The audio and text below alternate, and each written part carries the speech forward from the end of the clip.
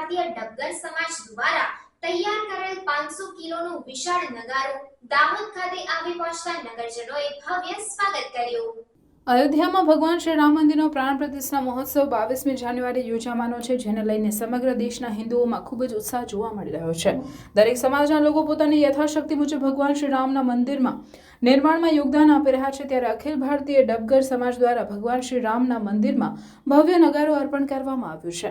આ નગારું રામ મંદિરમાં પ્રવેશ કરતાની સાથે જ સિંહ દ્વાર પર મૂકવામાં આવનાર છે, જે નગારું 56 ઇંચ અને 500 કિલો વજન ધરાવતા નગારાને બનાવવામાં 8 લાખનો ખર્ચ થયો છે।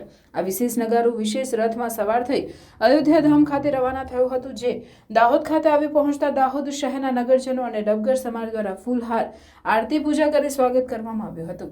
ડીજેના તાલ સાથે વિશાળ શોભાયાત્રા દાહોદ શહેરમાં કાઢવામાં આવી હતી। હાજર લોકોએ જય શ્રી રામના નારા લગાવી સમગ્ર નગરને ભક્તિમય બનાવી દીધો હતો।